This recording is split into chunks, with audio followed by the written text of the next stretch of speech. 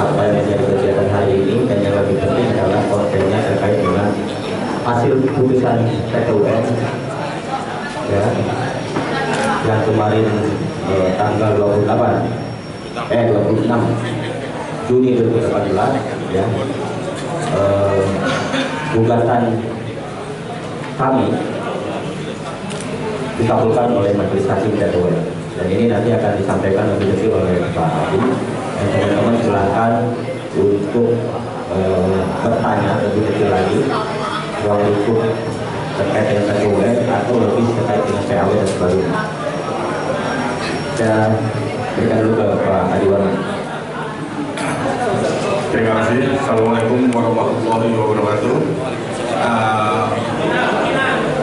Teman-teman pers yang saya hormati, dalam kesempatan ini tolong dicatat, saya memberikan keterangan pers dalam perspektif hukum, ya, dalam perspektif hukum dengan senetral mungkin untuk menghindari keterangan yang subjektif. Artinya saya akan memberikan keterangan seobjektif mungkin terkait dengan peristiwa hukum yang sedang dan sudah dialami oleh DPP Partai Hanura. Yang pertama, saya memberikan keterangan bahwa selaku ketua tim hukum, alhamdulillah gugatan kita dikabulkan oleh Pengadilan Tata Usaha Negara Jakarta secara seluruhnya. Seperti tadi saya sudah katakan, amarnya dengan tegas dan jelas seperti apa yang saya sampaikan tadi dalam sambutan saya. Berikutnya, kader-kader Partai Hanura sudah bisa mempersiapkan diri untuk melakukan pencalekan. Jadi kalau ada informasi dari pihak yang tidak bertanggung jawab bahwa Kang Eli dengan jajarannya tidak bisa mengajukan caleg, itu adalah informasi yang sesat, tidak berdasar pada hukum. Karena walaupun mereka banding, penundaan tersebut tetap sah dan berlaku. Kalau diistilahkan dalam perkara perdata, ini istilahnya bahasa hukumnya itu putusan serta-merta. Pak, kan belum inkrah, nggak ada peduli sama inkrah, penundaan tetap berlaku. Itu amar dari putusan pengadilan. Jadi tidak ada cerita pihak Kang Eli tidak bisa mengajukan, tidak ada cerita. Jadi sekali lagi saya tegaskan bahwa secara hukum di tingkat pertama Pengadilan Tinggi Pengadilan Tata Usaha Negara, pihak kita dimenangkan, dan pihak mereka tergugat intervensi 2, informasi yang saya terima melakukan banding. Bukan berarti melakukan banding terus pihak mereka yang mengajukan caleg, bukan. Ya, itu keliru kalau penafsiran seperti itu. Karena dalam waktu 1 hari ini, besok, paling lama hari Selasa, kita sudah menerima surat dari SK dari Kementerian Hukum dan HAM. Penundaan tersebut sah dan berlaku. Penundaan SK 01. Kalau kita lihat website dari Kementerian Hukum dan HAM di BNAHU, itu sudah sangat jelas bahwa SK 01 sejak tanggal 19 Maret ditunda berlakunya. Jadi sudah sangat clear. Barangkali sampai di sini ada teman-teman wartawan yang ingin bertanya, silakan. Baik Pak, hasil komunikasi dengan pihak KPU Banten, mereka menunggu KSK Kemenkumham Kubu Jakarta, kemudian surat dari KPU RI, karena KPU RI sebelumnya sudah mengeluarkan surat terkait pencalegan kubu sebelah. Ya. Bagaimana tanggapannya? Yang pertama, apa yang disampaikan oleh KPU Banten itu normatif, karena saya juga mantan ketua KPU. Itu normatif yang sangat wajar menyampaikan itu, dan terhadap surat KPU yang baru-baru lalu KPU RI keluar, kami dengan tim hukum bersama Ketua Umum DPP Partai Hanura sudah bertemu dengan Ketua KPU RI, Pak Arief Budiman. Dan di situ sudah kita klarifikasi. Saya katakan poin 1 sampai poin 6 surat tersebut benar, poin 7 dipelintir. Dan beliau mengatakan, oh iya, ini ada kekeliruan, bukan begini maksudnya. Dan akan segera dilakukan perbaikan setelah besok atau lusa kita menerima SK penundaan dari Menteri Hukum dan HAM. Jadi kami sudah mendatangi Ketua KPU RI. Ya, sudah clear itu. Jadi kalau besok kita terima surat dari Menteri Hukum dan HAM, hari Selasa kita ke KPU untuk membuat surat yang benarnya seperti apa. Dan itu belum terlambat untuk pencalekan, karena pencalekan itu tanggal 4 sampai tanggal 17. Berarti tidak harus tanggal 4 itu harga mati, bisa tanggal 9 sampai tanggal 8 dan sebagainya. Tergantung kesiapan dari kita. Oke, ada lagi pertanyaan, silakan. Persiapan Pilpres sendiri seperti apa? Ini masih pencalekan. Kalau Pilpres, DPP partai kita sudah berkali-kali membuat statement bagaimana sikapnya, dan saya tidak dalam kapasitas untuk mengulang itu. Ya, jadi saya hanya memberikan persiapan pencalekan yang berdasarkan keputusan PT UN dikaitkan dengan sikap dan tindakan dari tim hukum dalam melakukan pelaksanaan putusan ini. Ada lagi, silakan. Pak, kalau misal masalah ini tadi PT UN yang sudah bubar, apakah itu hanya kepengurusan yang versi sebelah aja yang tidak berlaku, ataukah status keanggotaan juga yang utama? Yang kedua, ke Pak Eli, ini kan yang mencalon ini dari versi sini dengan versi sana kan semua hanura gitu kan. Nah, langkah apa yang nanti akan dilakukan oleh hanura versi Bapak apabila nanti kan di sana ada calon, apakah merangkul ataukah enggak, karena kita sudah punya calon sendiri sudah. Saya tegaskan, dalam putusan PT UN ini, PT UN tidak berwenang untuk menyatakan siapa yang sah. Perlu saya tegaskan, PT UN tidak berwenang menentukan pengurus mana yang sah. PT UN hanya berwenang SK Menteri Hukum dan HAM itu batal, cacat hukum, bertentangan dengan undang-undang. Kenapa saya katakan bertentangan undang-undang?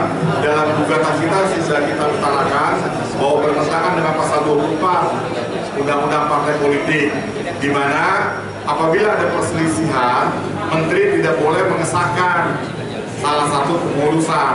Tapi di sini menteri mengeluarkan salah satu pihak atau berpihak kepada salah satu. Dan menteri di sini boleh ditulis, saya berharap menteri itu tidak berpolitik dan tidak berpihak.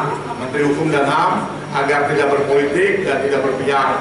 Karena sejarahnya dulu pendaftaran partai politik itu ada di Kementerian Dalam Negeri. Tapi karena Menteri Dalam Negeri berpolitik, maka dipindahkan kewenangan itu kepada Menteri Hukum dan HAM. Diharapkan Menteri Hukum dan HAM tidak berpolitik, seperti halnya beliau melayani SK pendirian perseroan terbatas atau yayasan. Di situ dia tidak berpolitik. Tapi kalau dalam partai dia berpolitik, ya akan berbahaya terhadap republik ini, akan berbahaya terhadap demokrasi ini. Ya, jadi jelas bahwa dalam putusan ini objek sengketanya adalah SK 01. Jadi bukan yang mana yang sah. Kalau Munaslup secara perdataan itu sah. Karena apa? Karena menjadi legal standing di Pengadilan Tata Usaha Negara untuk dikabulkan gugatan ini. Ya, justru kita bertanya, legal standing mereka apa? Kalau nanti dalam pertemuan-pertemuan berikutnya dengan Ketua Dewan Pembina tentunya, apapun keputusan demi kebaikan Hanura bersama, ya kita akan laksanakan. Karena saya dalam konteks ini akan berupaya semaksimal mungkin sesuai perintah Pak Wiranto menyelamatkan partai ini supaya bisa ikut pemilu 2019 dan pencalekan bisa dilakukan dengan baik, artinya pihak hasil Munaslup bisa ikut caleg. baik di tingkat kabupaten kota, di tingkat provinsi maupun di tingkat pusat DPR RI. Ada lagi silakan. Ya. Saya mau tanya Pak, ke perihal kesiapan dari kawan-kawan Hanura pencalekan, karena kan di awal kawan-kawan Hanura pecah menjadi 2 kubu. Nah, untuk merangkul masa basis di bawah yang pastinya juga pecah itu seperti apa? Tadi saya katakan dalam sambutan saya dengan sangat tegas, teman-teman saya yakin dan percaya terutama di Banten itu sedang dan sudah mempersiapkan administrasi pribadi, persyaratan pribadi untuk pencalekan. Dan tahapan berikutnya tadi dengan tegas Ketua Umum kita mengatakan ambil hati rakyat. Dan saya yakin dengan kehadiran saya di sini bersama Ketua Umum, tambah percaya teman-teman DPP, DPC se-Banten akan melakukan itu. Yang saya lihat juga semangatnya luar biasa. Dan saya dari pusat, dari DPP, menyampaikan apresiasi dengan semangat ini. Ada lagi? Silakan. Isu yang beredar kubu Bambu Apus sudah pada pindah partai. Penegasan Pak? Kembali. Isu itu kembali. Ya, itu menandakan yang nyebar isu, saya doakan kembali ke jalan yang benar. Ya. Ketua DPP aman-aman aja tuh, nyantai-nyantai aja ya. Kita berdoa, ikhtiar, usaha, keberhasilan tanpa Allah. Itu yang kita lakukan. Ada lagi silakan sebelum ditambahkan oleh Ketua DPP, DPD. Monggo, masih ada? Atau saya giliran bertanya bersama teman-teman wartawan. Berani kan di sini? Alhamdulillah kalau berani, itu jawabannya kencang dong. Berani kan di sini? Iya, itu takutnya udah dari pihak sebelah, pusing saya. Terima kasih kepada kontinnya, mohon maaf. Saya serahkan kepada Kang Eli. Wabillahi taufiq wal hidayah. Wassalamualaikum warahmatullahi wabarakatuh.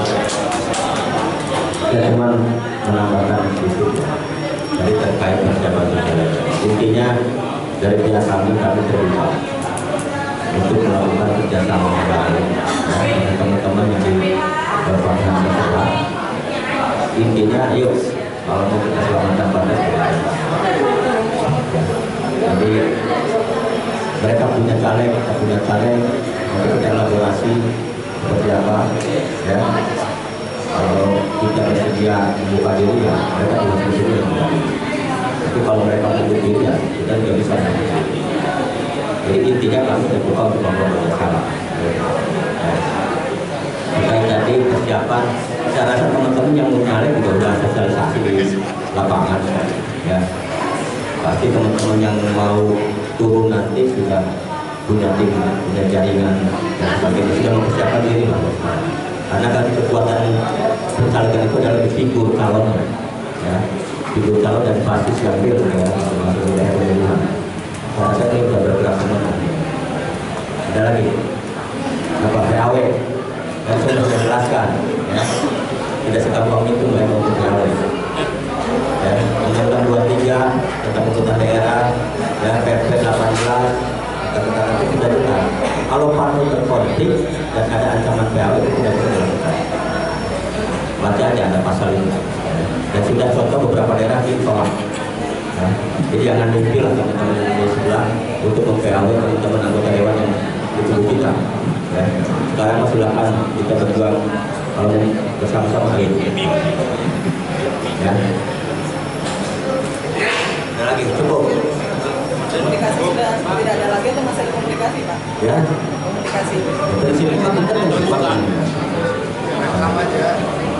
Tapi jangan teman-teman sebelah sana juga seolah-olah jumawa mau merebut gedung lah, mau merebut aset lah apa. Ini jadi payah kita, ya. Jadi saling menghargai lah. Kalau teman-teman di sana teman-teman masuk di Partai Hanura baru aja masuk, sudah ketangkap percengkeng yang menguasai gedung dan lain-lain, ya, mawas diri aja. Ya. Kita yang sudah berdarah-darah berjibaku untuk masyarakat yang dibangun, kita menghargai. Ya.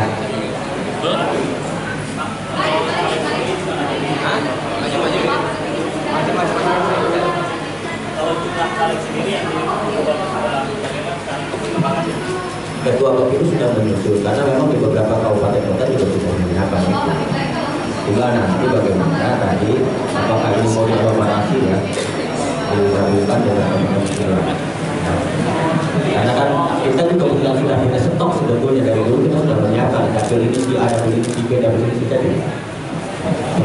terganggu dengan masalah ini. Berarti tidak kekurangan kader Pak ya untuk caleg Pak ya?